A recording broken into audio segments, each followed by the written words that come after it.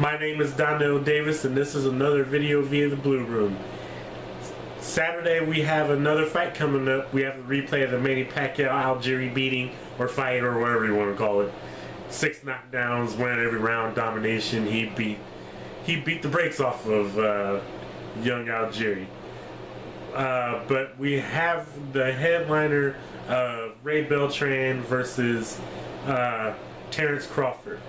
Now, Terrence Crawford, the favorite, Omaha, Nebraska, Midwestern boy, living in Illinois. I like seeing fighters in the Midwest being repped. That includes the likes of Floyd Mayweather, too, who's from Grand Rapids, Michigan. And those who just seem to confuse that he's from Vegas, he just happened to set up shop there. You know, you have to do what you do to forge your career, but he's a Midwestern boy, just same Cleveland, Ohio for Adrian Broner. So the Midwest produced some great fighters. And the next in line, we have Terrence Crawford. I really like this guy. He's a really solid fighter. And he does the switch hit ability when he switches his stance repeatedly during the fight to find the best angle. And which he did against Yuriorkis Gamboa in a really entertaining fight. Most people who talk about Terrence Crawford, huge fans of him, love his personality, very family oriented, down to earth guy, and he's fighting a tough opponent in Ray Beltran. Most people don't really know him. I didn't really know him very well, but he does hit pretty hard. I seen him on a pay-per-view about maybe 6 to 12 months ago, that sort of range, and while he looked decent, I wouldn't say that he was the best guy, but he's definitely a step up in competition for Terrence Crawford. Most people thought it would have been Gamboa, and while it almost looked like it, once he turned southpaw and started knocking him down, he really pretty much commanded that fight with good combinations, good movement. While he almost got knocked down, and because he was severely hurt because Gamboa caught him with a good right, he still was able to turn the tide around. Very swift, very fast on his feet. Thinks a thinking man's champion while in the middle of an action fight. He's now there's talks about him moving up to 140 to get some of the big paydays there. You know, Mikey Garcia, he literally jumped past super lightweight to go directly to junior welterweight. And in my opinion, I don't think he really wants to fight Terrence Crawford at the moment. But I guess that sort of notion is kind of that option that has re-entered itself if he should he do his business on Saturday and defeat Ray Beltran. He could go up and fight Mikey Garcia or many of the other fighters that populate junior welterweight. Well, and if the Cold War is over, he'll have those fights awarded to him. If not, it's still pretty good.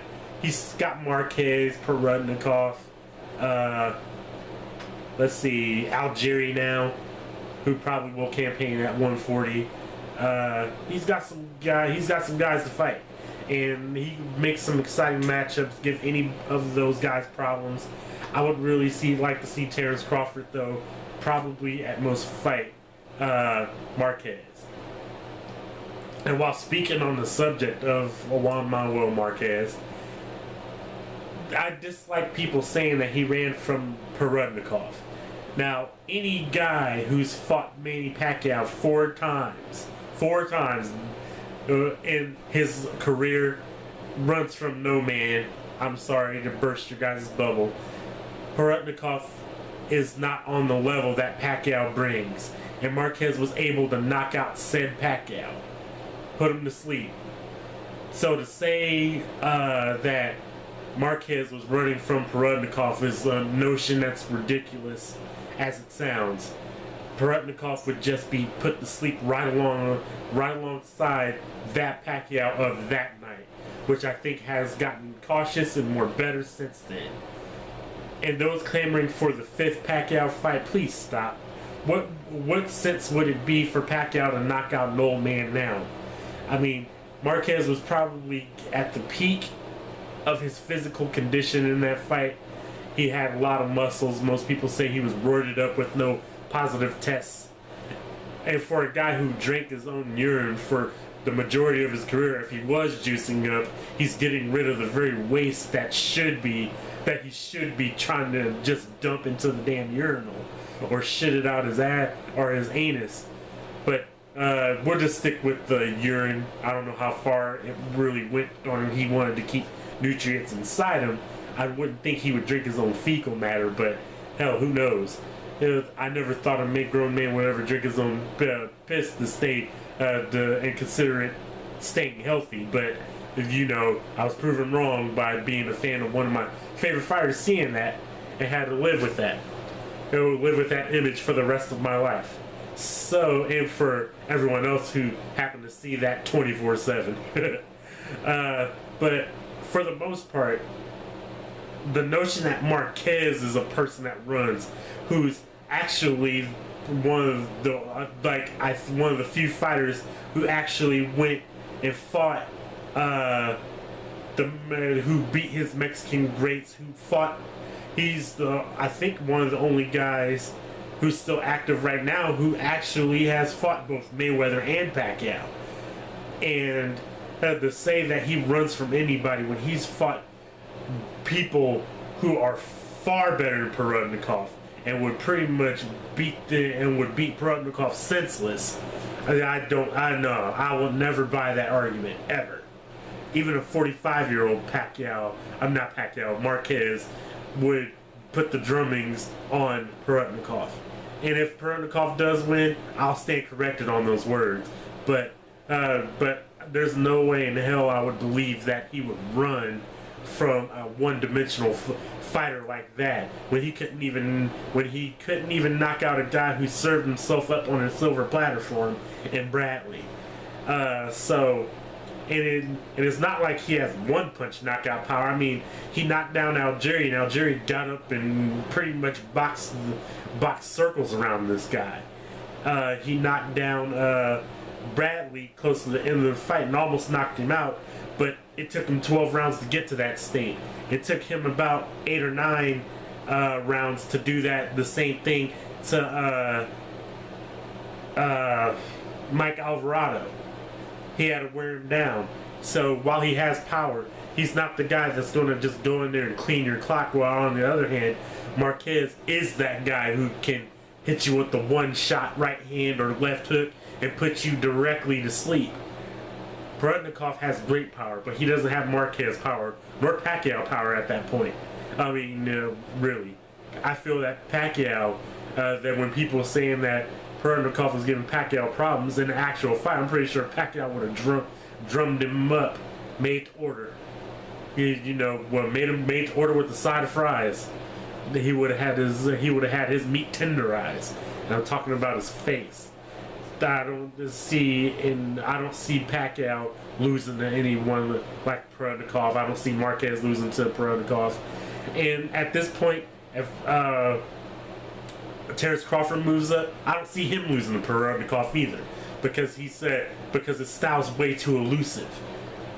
And the boy hits hard. But to say that he'll have his same power at 140, we have to wait and see about that. But we just do know the boy hits hard. And Perodnikov, while he brings a great fight, if you frustrate, he's a brawler who's easy to frustrate and will chase you around if he thinks he can knock you out.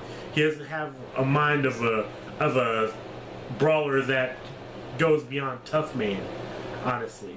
He's while Freddie Roach tries to tame his aggression, he just really can't, because the Siberian Rocky just kind of has a mind of his own when he gets in his zone and hurts guys.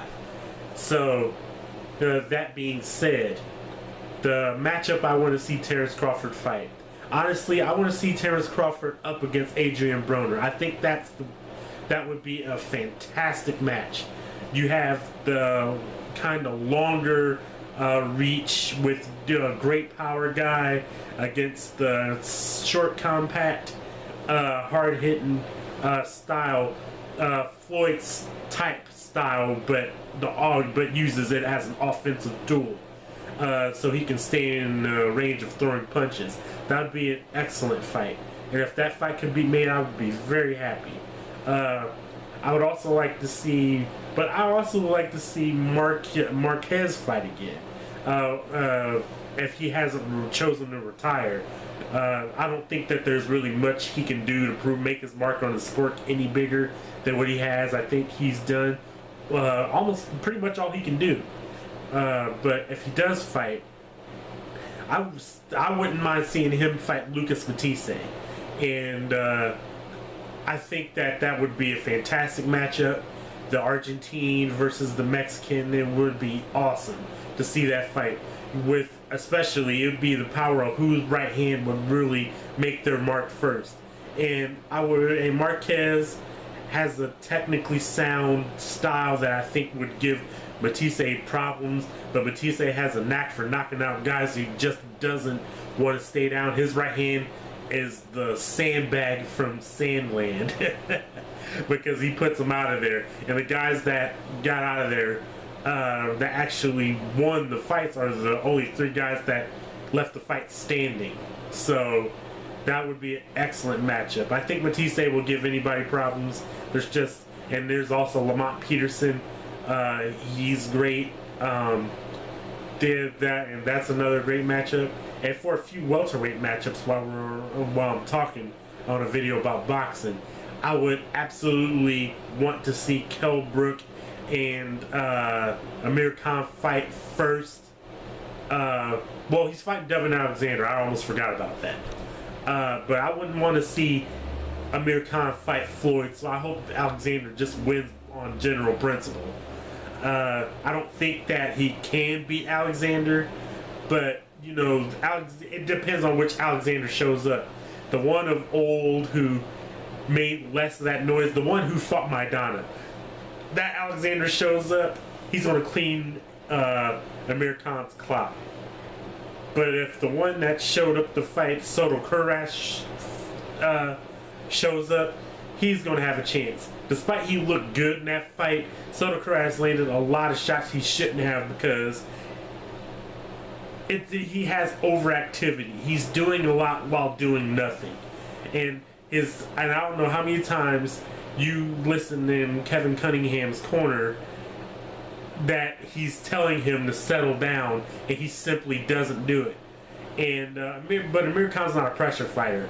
He definitely likes his range and space. So, and those are the type of guys. That's how Sean Porter beat Devin Alexander. He pressured him. He didn't know what to do. He wilted under the pressure and the power, and looked really bad, and got his title taken away. Who later got his ass handed to him by Kell Brook's jab. So, those are a couple of my matchups that I would like to see in the near future.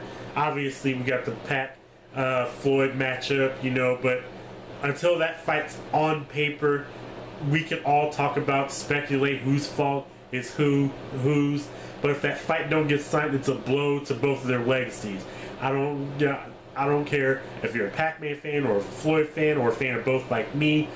We have to hold them both accountable for not facing one another. And I don't care who called out who, or who signed what contract or what test was not taken. At the end of the day, if they don't fight, they damage both of their own careers. And I would write it off as, if the fight don't get signed, they both retire. They both just made excuses on why one didn't want to fight the other, because they didn't want to risk fighting each other. And I'm not going to just rest this on one person's shoulders.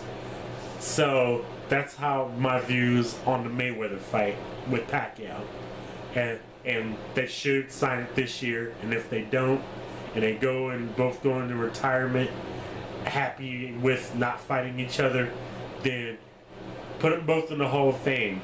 But dangle it in their face that y'all lost out on just possibly deciding who really is the lineal number one. So that's that. And if you made it to the end of this video, you get 2 likes. Big thanks.